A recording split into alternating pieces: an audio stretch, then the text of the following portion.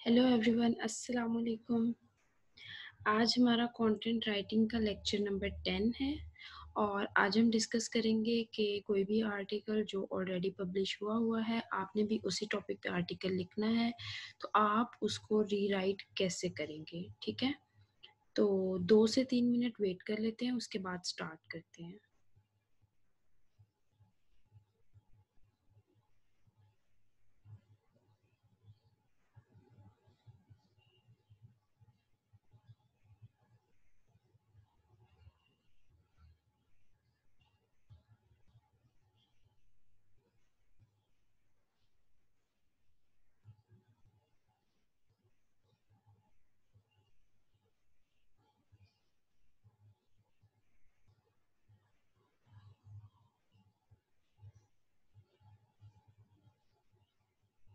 अच्छा, चलिए हम स्टार्ट करते हैं। अच्छा, कोई भी आर्टिकल हम रीराइट क्यों करते हैं? सबसे पहले तो हमारे पास उसकी रीज़न होनी चाहिए। ठीक है, तो इसकी काफ़ी सारी रीज़न्स हैं, जिनमें से 3 मैंने यहाँ पे मेंशन की हैं। उसमें पहली ये है कि आपको आर्टिकल का स्ट्रक्चर बनाना नहीं आ रहा होता। मैंने लिखा हुआ है difficult to write it from scratch. Scratch मतलब बिल्कुल 0 से लेके 100 तक आपने किसी चीज़ को लेके जाना है। बिल्कुल स्टार्ट से एंड तक आपको आर्टिकल लिखना नहीं आ रहा होता। आपको मेन आइडिया चाहिए होता है कि यार ये मुझे टॉपिक मिल गया है, मैंने इसमें लिखना क्या है। ठीक है, तो आपको मुश्किल हो रही होती है स्टार्ट करने में, पहली चीज़। दूसरी चीज़ ये कि आपके पास टाइम नहीं होता। अब क्लाइंट ने आपको ऑर्डर दिया, आपने एक दिन देखा ही नहीं। अब जब आपने देखा तो आ रहा था कि 8 आवर्स लेफ्ट। अब जल्दी जल्दी में आपने कैसे लिखना है, तो उस टाइम पे आप क्या करते हो, आप री राइटिंग करते हो। और तीसरी चीज़ ये कि जब आपको कोई ऐसा टॉपिक दे दिया जाए जो आप अपने नॉलेज से नहीं लिख सकते, अब जैसे मैं हूँ, मुझे कोई कह दे कि फर्टिलाइजर्स पे लिखो, ठीक है मैं लिख लूँगी, लेकिन मुझे उसके बारे में आइडिया नहीं है। ठीक है, तो मैं क्या करूँगी, मैं नेट से आर्टिकल कोई देखूँगी, उसको रीराइट करूँगी। ठीक है, तो अच्छा, अब आपके माइंड में ये भी होना चाहिए कि ऑलरेडी अगर वो आर्टिकल पब्लिश है, तो आपका क्लाइंट उसको रीराइट क्यों करवाना चाह रहा है, और आपने उसको रीराइट कैसे करके देना है। मतलब एक अगर आर्टिकल ऑलरेडी पब्लिश है, एक टॉपिक पे 1000 आर्टिकल्स पब्लिश हैं, तो क्लाइंट को क्या ज़रूरत है वो पब्लिश करवाने की। इसका मकसद ये है कि क्लाइंट उसमें जो भी कीवर्ड्स यूज़ हो रहे हैं उस पे अपनी वेबसाइट को रैंक करना चाह रहा है, और वो जो आर्टिकल ऑलरेडी पब्लिश है, क्लाइंट आपका चाह रहा है कि आपका जो आर्टिकल हो उन सबसे अच्छा हो, तभी रैंक होगा ना, और ज़्यादा ट्रैफिक आएगी। ठीक है, तो री राइटिंग करते हुए किन स्टेप्स को आपने अपने माइंड में रखना है। पहली चीज़, जैसे हम आपने देखा होगा स्टार्ट में, जब लेक्चर नंबर 4 में जब मैंने बेसिक्स बताए थे, तो उसमें मैंने बताया था कि किसी भी एक वेबसाइट से आपने हेडिंग्स कॉपी नहीं करनी है। आपको जिस वेबसाइट का जो अच्छा लग रहा है वहाँ से आप कॉपी कर लो, बाद में उसको चेंज कर लो। ठीक है, तो इसमें भी वही है कि कभी भी किसी एक वेबसाइट पे रिलाई नहीं करना। आपको इतनी जल्दी है कि आपने सिर्फ पहली वेबसाइट खोली, उधर से डाटा कॉपी करके उसको रीराइट कर दिया, नहीं। जो कॉम्पिटिटर वेबसाइट्स होती है ना, वो क्लाइंट के भी माइंड में होती है कि यार ये टॉप पे आ रही है, इसने इस तरह का कंटेंट लिखा हुआ है, तो क्लाइंट को लगेगा कि आपको बिल्कुल उस चीज़ का आइडिया नहीं था, आपने सेम एक ही वेबसाइट से लेके उसको रीराइट कर दिया। इवन ये कि कुछ स्टूडेंट्स ये भी शेयर करते हैं कि मैम, क्लाइंट को पता चल गया कि हमने इस वेबसाइट से देख के लिखा है। तो इस चीज़ को आपने थोड़ा सा अवॉइड करना है। इसके लिए आपने क्या करना है, आपने 4-5 टैब्स में डिफरेंट वेबसाइट्स खोल लें। जिसकी जो बात अच्छी लग रही है वो आप एमएस वर्ड पे कॉपी करते जाएं। ठीक है, जो आइडिया अच्छा लग रहा है वो आपने एमएस वर्ड पे कॉपी कर लेना है। आगे मैं आपको करके दिखाती भी हूँ। ठीक है, अच्छा, अभी हम थोड़ी सी चीज़ें ये देख लें, उसके बाद हम प्रैक्टिकल वर्क की तरफ चलते हैं। अच्छा, तो आपने ये देखना है जो आर्टिकल ऑलरेडी पब्लिश हुआ हुआ है, अननेसेसरी वर्ड्स अगर उसमें यूज़ हुए हैं, तो आपने जब रीराइट करना है तो उन अननेसेसरी वर्ड्स को रिमूव कर देना है। ठीक है, अभी किसने लिखा हुआ है we do a careful review, तो इसको आपने लिखना है वी केयरफुली रिव्यू। ठीक है, अच्छा, अब दूसरी एग्जांपल है इसकी। अगर उसने लिखा हुआ है ऑलरेडी आर्टिकल में हैज़ एन इफेक्ट ऑन, तो आप इसमें लिख दो अफेक्ट्स। ये इनमें से कुछ मिस्टेक्स आपकी ग्रामरली भी बता देता है, लेकिन अक्सर वो नहीं भी बताता, तो आपको आइडिया होना चाहिए कि आपने अपने वर्ड्स को इफेक्टिव किस तरह बनाना है, ठीक है। इसके अलावा ये लिखा होता है हैव एन इन्फ्लुएंस ओवर, ठीक है, लाइन ठीक है, बट आप इसको ब्रीफ करो, सिर्फ इन्फ्लुएंस का वर्ड यूज कर लो, ठीक है। अच्छा, तो ये था कि हमने अननेसेसरी वर्ड्स को यूज़ नहीं करना। आगे मैं आपको ना वर्ड पे एक टेबल वगैरह बना के बता भी दूंगी कि किस वर्ड की जगह कौन सा वर्ड आप लोग यूज़ कर सकते हैं, ठीक है। ये पहली चीज़ हो गई कि अननेसेसरी वर्ड्स यूज़ नहीं करने, ठीक है। अब क्या है, एक्टिव वॉइस में चीज़ों को कैसे चेंज करना है आपने, बल्कि हम पहले इसकी एक एग्जांपल देख लेते हैं। मैंने यहाँ पे कॉपी भी की थी। अच्छा, अब जैसे ये मेरे पास एक लाइन है, people who use our toothpaste get 1/2 the cavities of people who use any other toothpaste. तो इसको मैं इसमें से अननेसेसरी वर्ड्स कैसे रिमूव करूंगी, ये आपने भी देखना है, और इसको मैं ब्रीफली कैसे कंसाइज करूंगी कि मेरा इससे ज़्यादा अट्रैक्टिव लगे, ठीक है। मैं यहाँ पे लिखूंगी, अच्छा, मैं यहाँ पे लिखूंगी use our toothpaste and you'll get half the cavities you do now। अब आप खुद देखो कि इन दोनों में से अट्रैक्टिव कौन सा लग रहा है। ब्रीफ वर्डिंग, शॉर्ट सेंटेंस और बेहतरीन सेंटेंस हमने बना लिया है, ठीक है। इसके अलावा हम इसको थोड़ा सा मज़ीद भी ब्रीफ कर सकते हैं, like our toothpaste prevents 2x the cavities, ठीक है।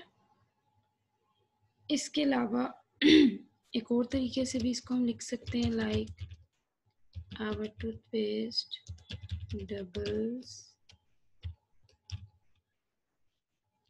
कैविटी प्रोटेक्शन, ठीक है। ये आपको ना कुछ चीज़ें एक्सपीरियंस के साथ आती हैं, लेकिन आप लोग ट्राई किया करो कि बड़े बड़े सेंटेंसेस को ब्रीफ लिखने की। लाइक आपने देखा होगा, मैंने हेडिंग्स में भी बताया था कि 2 वर्ड्स की जगह आपने प्रेफर करना है 1 वर्ड यूज़ करो, वही चीज़ इसमें है, ठीक है। अब ये देखो कि टूथपेस्ट से हमारी आधी कैविटीज़ जो है ना वो कम हो रही थी, ठीक है। हाँ, तो इसमें मैंने क्या कर दिया कि प्रोटेक्शन डबल हो रही है। ज़ाहिर सी बात है, जब कैविटीज़ हाफ हो रही हैं तो प्रोटेक्शन डबल हो रही है। तो ये सिर्फ वर्डिंग की गेम होती है, ठीक है। तो ये था हमारा कि हमने अननेसेसरी वर्ड्स यूज़ नहीं करने, ओके, सॉरी। अच्छा जी, नेक्स्ट है हमारे पास कि आपने एक्टिव वॉइस में कैसे कन्वर्ट करना है। अच्छा, मैंने एसईओ ऑप्टिमाइज आर्टिकल राइटिंग के लेक्चर में बताया था कि आपने क्या करना है, प्रेफर करने हैं हमेशा एक्टिव वॉइस, ठीक है, क्योंकि गूगल भी प्रेफर करता है कि आपने एक्टिव वॉइस ही यूज़ करने हैं, ठीक है। तो यहाँ पे मैंने एग्जांपल दी हुई हैं, like your head will be well protected by this helmet, ठीक है। तो अगर हम इसको इस तरह लिखें कि this helmet protects your head, तो ये ज़्यादा बेस्ट है, ठीक है। तो यहाँ पे मैं आप लोगों को एक एग्जांपल दे के समझाती हूँ। एक हम पैराग्राफ ले लेते हैं, उसके पार्ट्स को मैं आपको जो है ना रीराइट करके बताती हूँ, ठीक है। ये यहाँ पे इसको मैं नीचे कर लेती हूँ। अच्छा जी, ये हमारे पास एक इसका पैराग्राफ है, ये आप लोग पढ़ लो। ये किसी हेलमेट के बारे में है, वो सेफ है, टफ है, लाइट है, ठीक है। उसमें ये अनऑप्टेनियम ये चीज़ यूज़ हो रही है, इसके शेल को स्ट्रॉन्ग बनाती है, ठीक है। बकल लेस अटैचमेंट सिस्टम है, कंफर्टेबल फिट है, ये वाली सारी चीज़ें हैं, ठीक है। तो इसमें मैं क्या करती हूँ कि मैं ये वाला सेंटेंस लेती हूँ ताकि मैं आप लोगों को रीराइट करके बताऊँ, ठीक है। यहाँ पे इसको मैं पेस्ट कर लेती हूँ और इसका कलर मैं कर देती हूँ येलो, ठीक है। तो यहाँ पे मैं इसको करूँगी रीराइट। अब ये है कि ये जो HH1 हेलमेट है, ये अवेलेबल है in dozens of styles and colours online with our customer helmet designer, ठीक है। तो इसको मैं इस तरह से लिख सकती हूँ, इतना बड़ा क्यों हो गया है?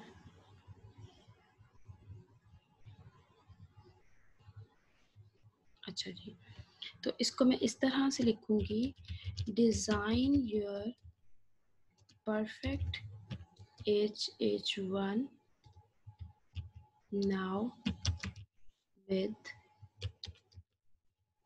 dozens, ठीक है, और कलर्स एंड स्टाइल्स। अब देखो वहाँ पे क्या था कि स्टाइल्स एंड कलर्स, मैंने क्या कर दिया, कलर्स एंड स्टाइल्स, तो इससे भी आपका प्लेजरिज्म जो है ना वो ख़त्म हो जाता है। और आगे मैं कर दूंगी in our custom helmet designer, ठीक हो गया।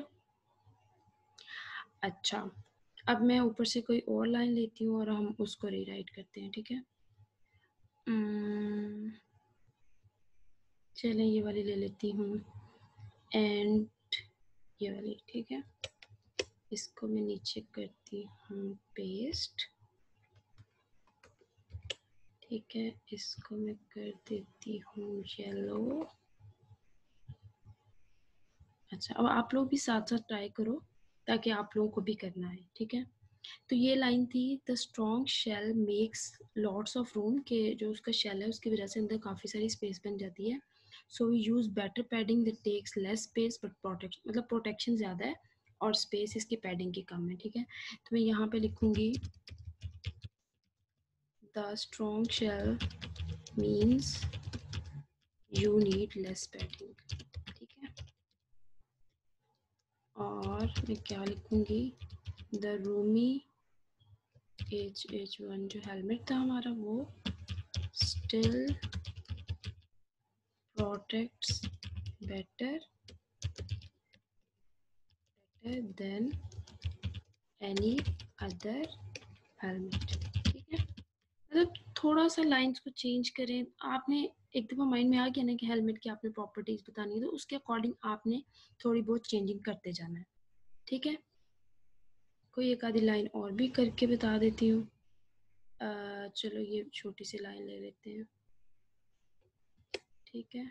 इसको मैं करती हूँ इधर पेस्ट और इसका कलर मैं कर देती हूँ येलो। अच्छा, अब इसमें क्या है, the buckle less attachment system makes for a comfortable fit, ठीक है। इसको अब आपको अगर लग रहा होगा कि ये तो बहुत टफ है, इसमें तो वर्ड्स चेंज ही नहीं हो सकते, मैं आपको बताती हूँ आपने कैसे लिखना है। आप इस तरह लिख सकते हो, you will enjoy a comfortable fit with our ये बकल लेस अटैचमेंट, ठीक है।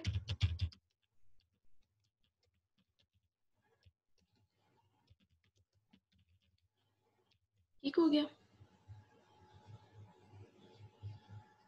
तो इस तरह से वर्डिंग चेंज करनी है। इसके अलावा आप क्या कर सकते हो, लाइक ये तो इस तरह का पैराग्राफ था ना, आप क्या कर सकते हो, इसके बीच में से 2-3 बुलेट पॉइंट्स बना सकते हो, लाइक इसकी जिस तरह मैं बना दूँ कि इसमें जो प्रॉपर्टीज़ हैं, ठीक है, इसका जो डिज़ाइन है वो स्लीक है, ठीक है, ये जो है इसमें बहुत ज़्यादा स्पेस है, ठीक है, और ये क्या करता है, प्रोटेक्शन देता है, वैरायटी ऑफ स्टाइल्स हैं, वैरायटी ऑफ कलर्स हैं, अवेलेबल ऑनलाइन है।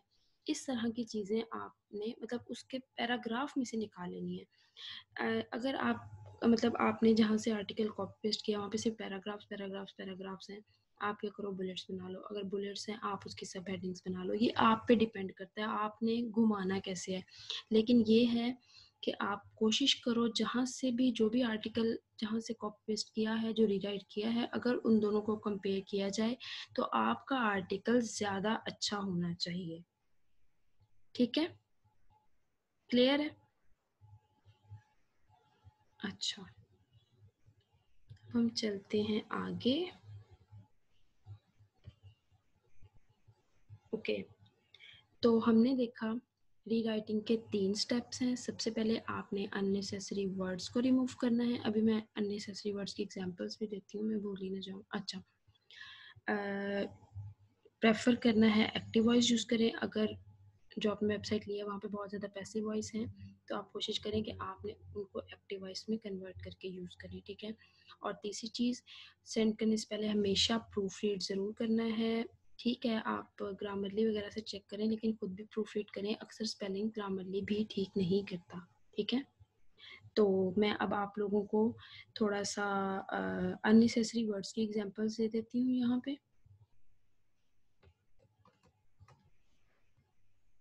अच्छा, अब जैसे हम लिखते हैं जो भी चीज़ है रेड इन कलर, तो आपने क्या लिखना है, जस्ट रेड लिखना है, इन कलर यूज़ करने की ज़रूरत नहीं है, ठीक है। अच्छा, मेजॉरिटी ऑफ की जगह आप यूज़ कर सकते हैं मोस्ट, ठीक है।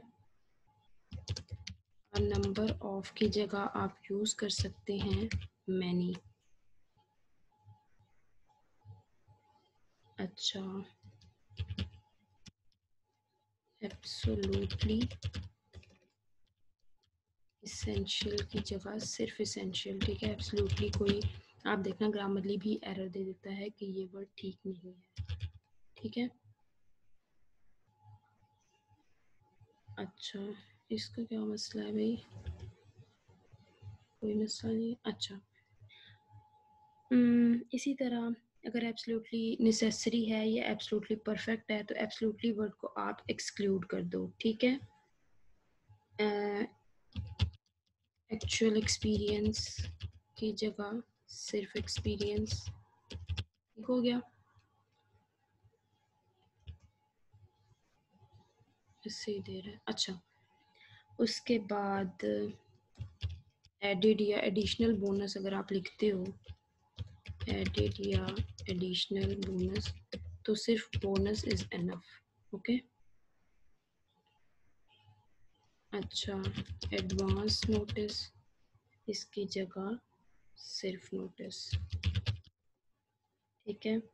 इसी तरह एडवांस प्लानिंग है, एडवांस रिजर्वेशन है, इन जगह पे आपने एडवांस का वर्ड यूज़ नहीं करना, ठीक है। अच्छा, और क्या वर्ड होता है, हाँ, एंड ऑल्सो कभी भी यूज़ नहीं करना, सिर्फ ऑल्सो यूज़ करना है, ठीक है। हाँ, जैसे लोग लिखते हैं अराइव एट द कंक्लूजन, तो सिर्फ क्या लिखना है, concluded,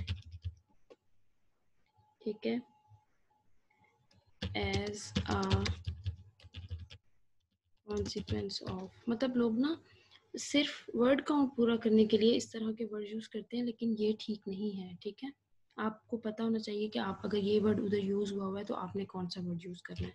as a consequence of की जगह पे आपने यूज़ करना है बिकॉज, ठीक है।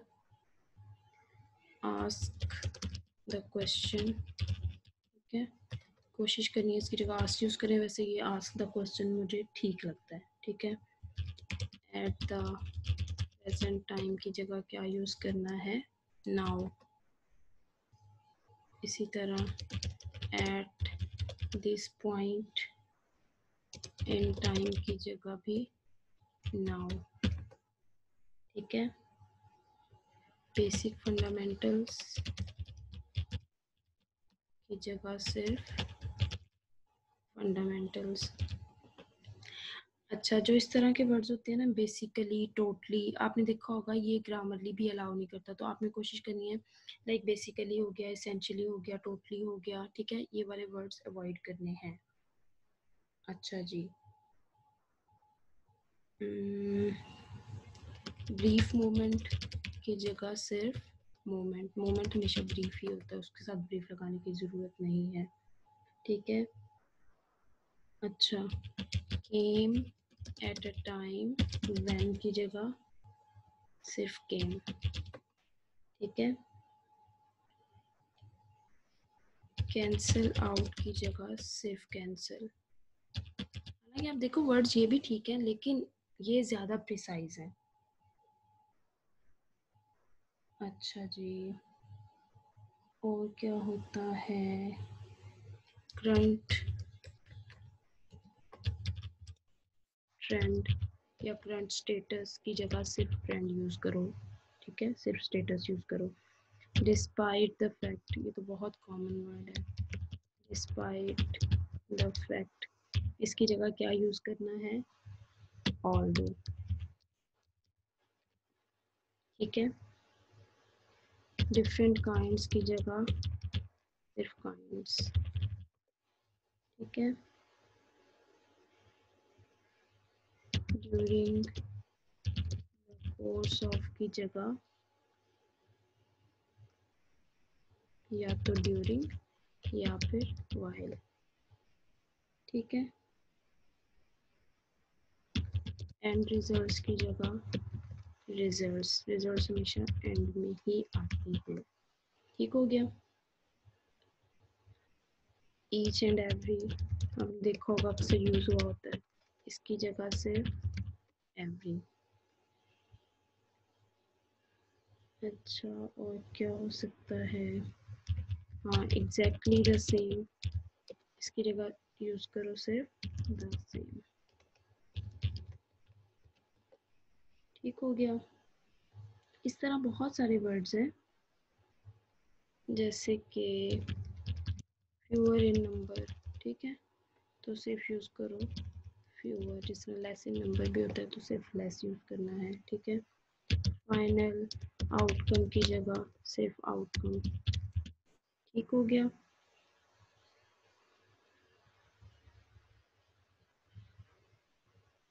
फॉर द पर्पज ऑफ की जगह जस्ट फॉर, ठीक है। फॉर द रीजन ऑफ की जगह पे फॉर द रीजन दैट होता है, अच्छा इसकी जगह पे सिर्फ बिकॉज, ठीक है। फ्री गिफ्ट, गिफ्ट हमेशा फ्री होता है तो उसकी जगह फ्री लगाने की जरूरत नहीं है, जस्ट गिफ्ट, ठीक है। GIF फॉर्मेट, जस्ट GIF, ये ऑलरेडी एक फॉर्मेट है, ठीक है। इस तरह PDF फॉर्मेट तो सिर्फ PDF यूज कर लो।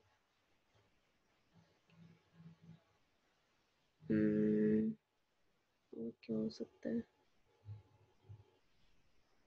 इस तरह ना काफ़ी सारे वर्ड्स हैं, लाइक आप यूज़ करते हो कि इंडीड का वर्ड आप रहने दो, इन ऑर्डर टू की जगह सिर्फ टू यूज़ कर लो, ये भी ग्रामरली में आ जाता है, ठीक है। और इट इज़ ऑफन दैट फलाना फलाना, उसकी जगह सिर्फ ऑफन यूज़ कर लो, ठीक है।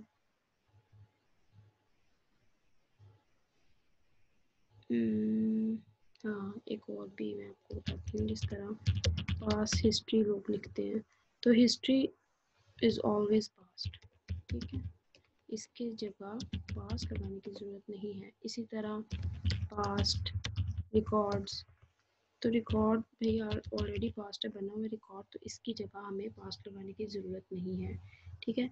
तो ये चीज़ें हैं, इन चीज़ों का आप लोगों ने ख्याल रखना है।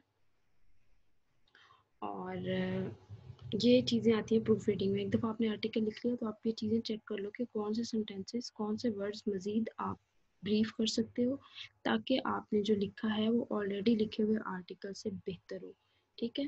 तो आप कोई क्वेश्चन है तो आप लोग पूछ लें, या फिर आप लोग इधर ही कमेंट कर दीजिएगा, मैं बाद में रिप्लाई कर दूँगी, या फिर फेसबुक पे मुझे टैग कर दीजिएगा, ठीक है।